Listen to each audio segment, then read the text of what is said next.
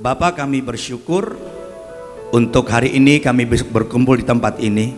Mungkin kami berpikir ini kebetulan atau mau kami sendiri, tapi kami percaya ini adalah Tuhan yang menggerakkan kami, yang mengundang kami untuk hadir, untuk kami diberkati lewat kesaksian, lewat pujian, dan sekarang lewat firman Tuhan. Urapi hamba-Mu sehingga boleh menyampaikan firman Tuhan dengan jelas dan semua diberkati. Dalam nama Yesus kami berdoa, dan semua kita yang siap dengar firman Tuhan katakan amin. Kita berikan kemuliaan bagi Tuhan. Silakan duduk saudara-saudara. Ya, shalom. Selamat pagi Bapak dan Ibu juga yang hadir hari ini. Waktu saya masuk, saya melihat ini seperti reuni, saudara. Ada banyak teman saya yang saya kenal sudah nggak ketemu 10 tahun, 15 tahun, ada yang 20 tahun. Dan saya bersyukur bisa ketemu di tempat ini. Dan semua masih hidup, semua sehat. Itu karena anugerah Tuhan. Kita berikan kemuliaan bagi Tuhan. Nah, sebelum saya sampaikan firman Tuhan, saya mau tanya, ini berapa menit saya? Atau selesai biasa jam berapa? Oh, terserah, setengah jam ya. Setengah jam, dan saya minta saudara bisa mendengar dengan baik. Dan saya berdoa supaya kita semua diberkati. Judul firman Tuhan yang saya sampaikan adalah Hope That Never Fails. Harapan yang tidak pernah gagal. Mari kita baca terlebih dahulu dari Ibrani pasal 6 ayat 19 sampai 20. Pengharapan itu adalah sauh yang kuat, jangkar yang kuat, dan aman bagi jiwa kita, yang telah dilabuhkan sampai ke belakang tabir, di mana Yesus telah masuk sebagai perintis bagi kita ketika ia menurut peraturan Melkisedek menjadi imam besar sampai selama-lamanya. Amin. Saudara-saudara, Bapak Ibu, hidup di dunia ini bagaikan berlayar di tengah samudera yang penuh dengan ombak dan gelombang, di mana kita bisa terhanyut dan hilang. Nah, ombak dan gelombang itu, saudaraku, biasanya dalam bentuk apa? Bisa PHK, bisa rugi bisnis, atau bangkrut, atau ada yang tiba-tiba sakit, kegagalan, dan lain-lain. Nah, itu sebabnya saudara-saudara, Alkitab berkata kita itu perlu sauh, perlu jangkar yang dilabuhkan ke dasar laut. Supaya apa? Supaya kapal kita yang lagi terombang-ambing ini tidak hanyut. Amin, saudara. Kalau kita punya kapal kehidupan itu nggak ada jangkarnya, maka ketika gelombang datang, ombak datang, maka kapal kita bisa tenggelam, bisa hanyut, dan bisa hilang. Nah, jangkar itu dikatakan tadi adalah harapan, saudara-saudara. Ada seorang ilmuwan namanya Viktor Frankl, orang Austria. Viktor Frankl satu kali ditangkap oleh Nazi Jerman. Ditangkap dan kemudian dijebloskan dalam penjara. Dan penjaranya bukan penjara biasa, tapi kamp kerja paksa. Di mana tiap pagi mereka digiring keluar dan bekerja di udara terbuka yang bisa sampai minus 17 derajat, saudara. Dan kalau musim panas itu kulit bisa terbakar. Saudara tahu, dalam kondisi seperti itu mereka bisa kerja sampai 12 jam sehari. Dalam kondisi yang berat itu makannya pun sangat sedikit. Sehingga diceritakan tiap hari itu banyak yang meninggal. Dari ribuan orang dalam penjara kamp kerja paksa itu, 3 tahun kemudian ketika Viktor Frankl dilepaskan, itu yang bisa bertahan hidup cuma 3 orang. Yang lain kemana? Mati, saudaraku. Tiap hari mati dikubur. Orang gak tahan, saudaraku.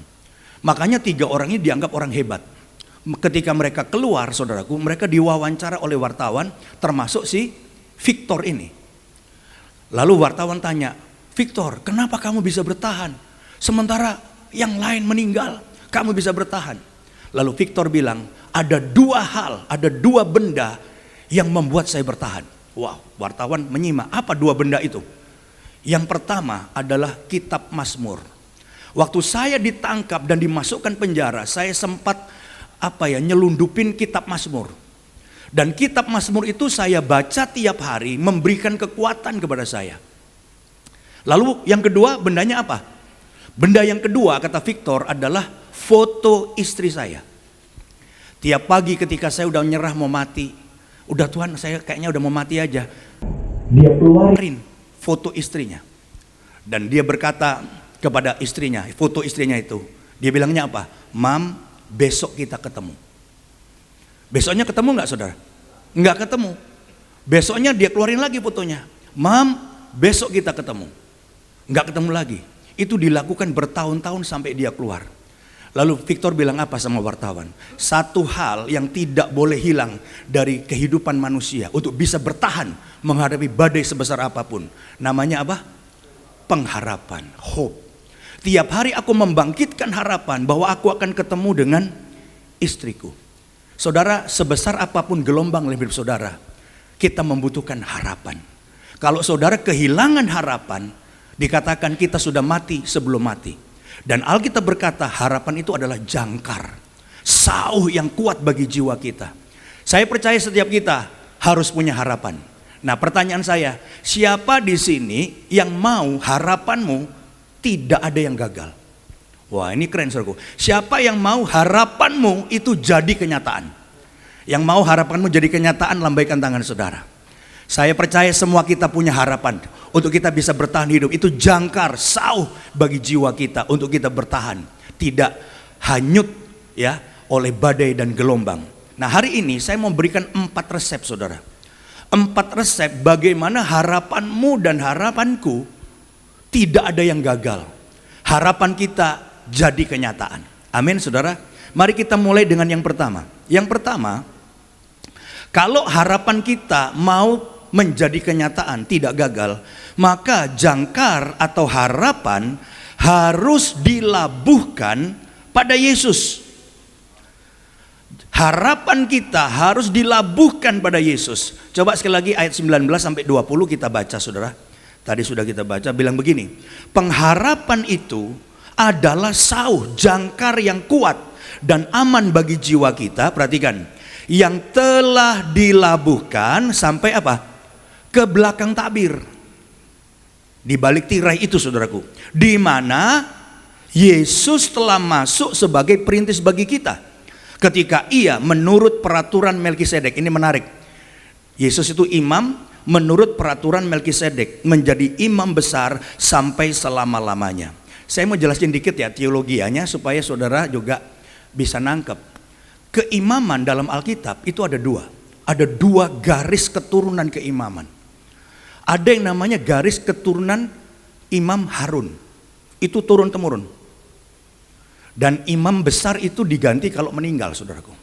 Tapi ada garis keimaman yang kedua yang lebih tinggi dari keimaman Harun. Namanya Melkisedek.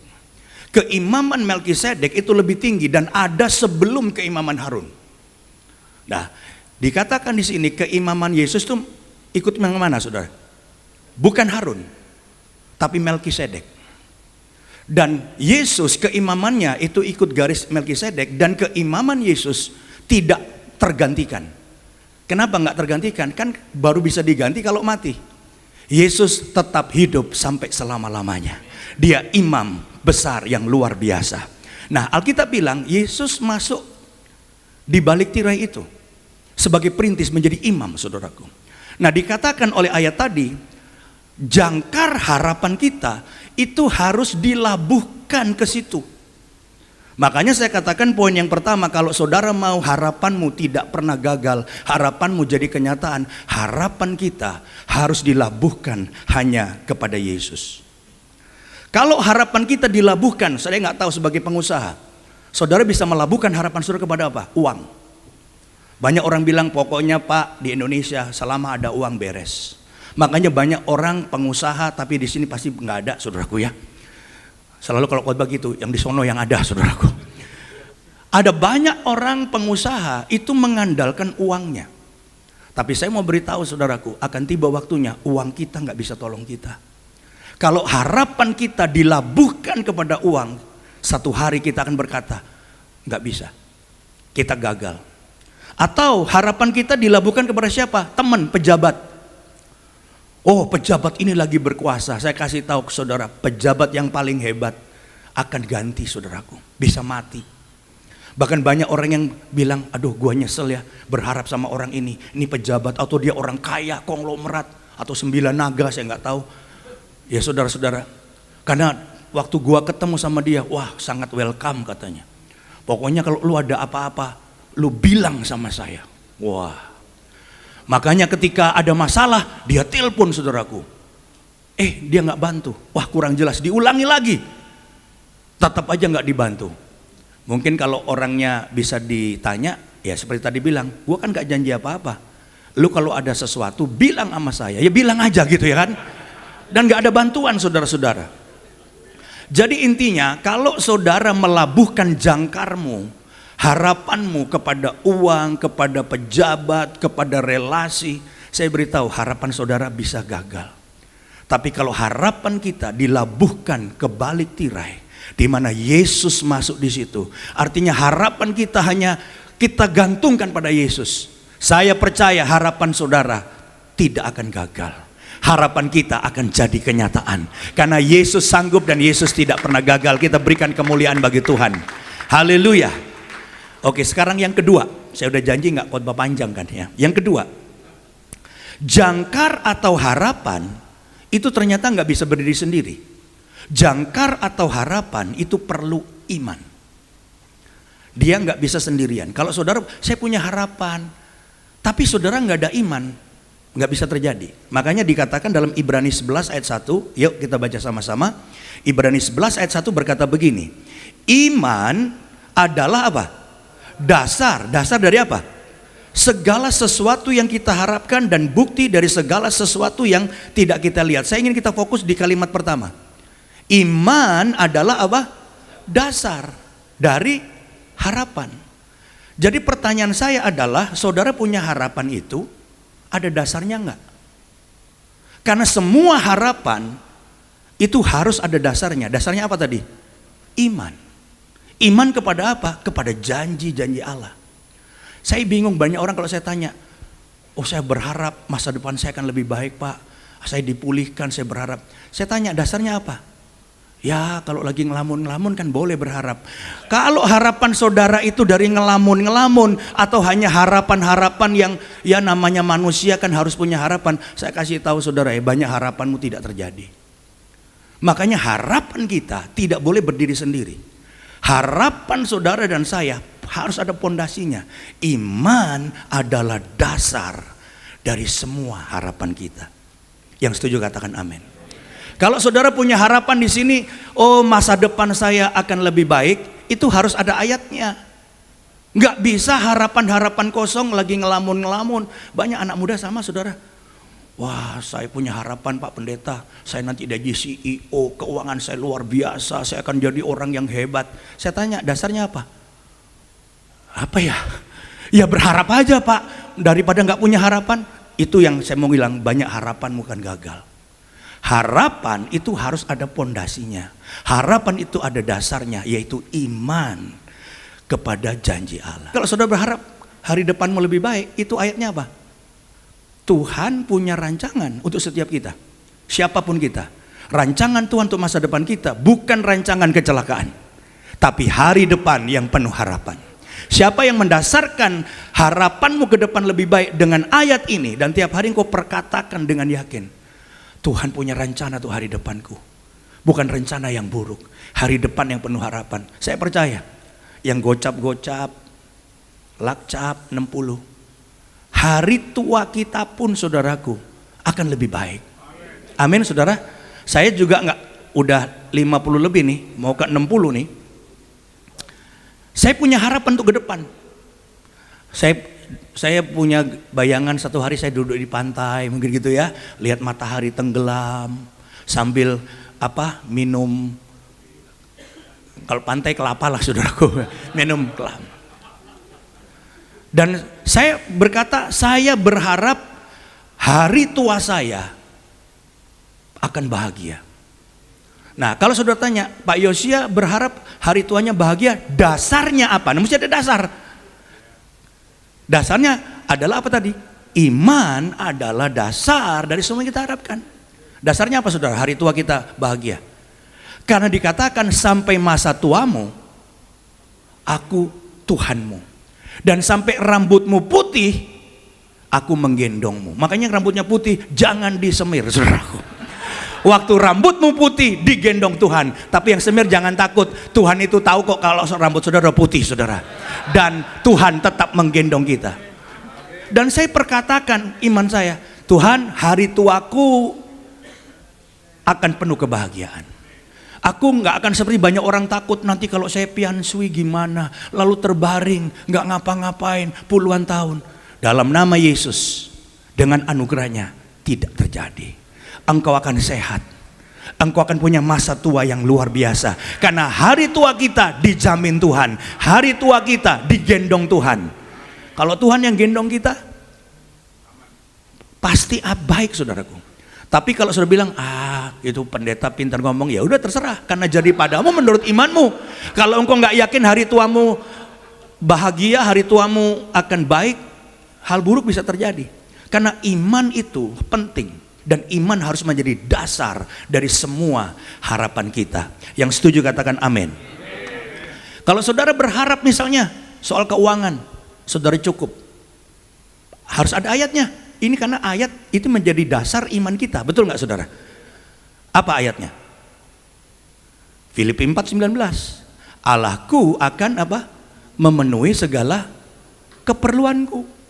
Percayalah, pegang ayat ini. Aku punya hari tua atau masa depan, aku nggak kekurangan. Banyak orang lihat wajah saya, wah Bapak senyum-senyum terus ya. Saya tiap pagi bangun, maaf kalau tanpa iman dan harapan sama Tuhan stres, saudara. Saya nggak perlu cerita stresnya karena apa, tapi saya punya proyek yang lagi jalan ini. Dan karena proyeknya sangat besar, kita mengajukan pinjaman ke bank. Karena kita punya kemampuan, tapi nggak bisa langsung gede. Kita mau paling nggak 5-10 tahun. Dan lucunya, saudaraku, gereja tuh malah nggak pernah gagal bayar loh. Semuanya bagus. Yang sering bikin bank bangkrut itu banyak orang-orang kaya, benar nggak saudara? Tapi mereka bilang apa? Gereja, pihak bank tidak ngutangin ke gereja. Loh, ini penghasilan sekian. Walaupun nggak bisa mengcover semua, tapi kalau 5-10 tahun bisa cicil kita dengan ini. Jawabnya apa? Pendapatan hari ini tidak menjamin pendapatan masa depan, katanya. Kalau tiba-tiba pendeta kamu sakit gimana? Kalau tiba-tiba jemaatnya pada pergi gimana? Udah berjuang keras, saudaraku, akhirnya ada yang mau minjemin. Karena utangnya sangat besar. Maaf Pak Pendeta, kita butuh 5 bank sindikasi. Kita nggak bisa sendirian. Karena ini utangnya gede, saudaraku. Tapi saya mau kasih tahu sama saudara, ini tanah udah lunas, sekarang pondasi udah selesai. Walaupun gak ada utang bang, ada mujizat. Saya ketemu orang di airport, minta didoain. Doain pastor, saya doain. Terus ngobrol-ngobrol lagi, bangun ya? Iya. Tahu-tahu buka cek, saudara. Anak muda, gak kenal, bukan jemaat, nyumbangnya miliar-miliaran, saudara. Jadi akhirnya lewat ini. Tapi sekarang udah mulai naik. Udah tender, dan tendernya besar sekali kita bagi. Satu tender bisa 400 miliar. Tender berikutnya berapa? Jadi saya nggak bisa cerita sama siapapun. Cerita juga percuma. Siapa yang menolongin? Tapi saya mau kasih tahu, segumpal awan itu sudah muncul. Saya ketemu dengan banyak orang aneh, saudara. Dan ini hari-hari yang sangat menentukan. Kalau berhasil, Tuhan buka jalan, ada bank yang mau, dan cicilannya sangat besar. Tiba-tiba ada jalan keluarnya. Nanti kalau udah jadi, saya pengen bikin buku, saudara. Supaya kita tahu bahwa mujizat itu bukan uang turun dari sorga, bukan. Tapi ada caranya. Tuhan kirim orang-orang aneh, saudaraku. Dan ini bicaranya karena udah sangat besar. Kalau bukan Tuhan yang gerakkan orang, gak mungkin. Jadi saya selalu pegang tiap pagi sambil mandi ketika stres. Allahku akan memenuhi segala keperluanku. Karena harapanku harus ada pondasinya. Harapan kita punya pondasi yaitu iman. Iman kepada janji Tuhan. Kalau saudara lagi stres, Tuhan udah gak sanggup lagi. Filipi 4 ayat 13. Segala perkara dapat kutanggung di dalam Dia yang memberi kekuatan kepada aku. Yang percaya kita berikan kemuliaan bagi Tuhan. Haleluya. Jadi saudara-saudara, iman itu tidak bisa, maksud saya pengharapan itu nggak bisa berdiri sendiri. Sebab harapan itu harus punya pondasi, yaitu iman. Iman adalah dasar dari segala sesuatu yang kita harapkan. Jadi tiap pagi, tiap bangun, harapanmu apa? Ucapkan ayatnya. Pegang itu. Sebab iman kepada firman Allah harus menjadi dasar dari segala sesuatu yang kita harapkan. Biar segala kemuliaan bagi Tuhan. Saya cerita ini untuk kemuliaan Tuhan. Karena tiap bulan itu mujizat. Kalau nggak ada mujizat, langsung berhenti saudara pembangunannya. Tapi saya percaya iman menggantungkan kepada Tuhan dengan dasar firman Tuhan never fail. Yang setuju berikan kemuliaan bagi Tuhan. Haleluya. Yang ketiga, jangkar atau harapan itu perlu kesabaran. Jadi sekali lagi, harapan itu nggak bisa sendirian. Dia perlu iman sebagai pondasinya, tapi dia juga perlu kesabaran. Ibrani 6 ayat 12. Saya bacakan, agar kamu jangan menjadi lamban, tetapi menjadi penurut-penurut mereka yang oleh iman dan apa? Kesabaran. Semua bilang iman dan kesabaran. Sekali lagi, iman dan kesabaran mendapat bagian dalam apa yang dijanjikan Allah.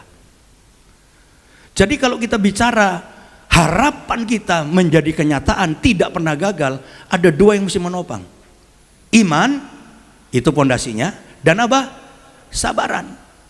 Makanya walaupun Abraham disebut bapak orang beriman, artinya dia punya iman, saudara-saudaraku, tapi dia dikatakan juga perlu apa? Kesabaran.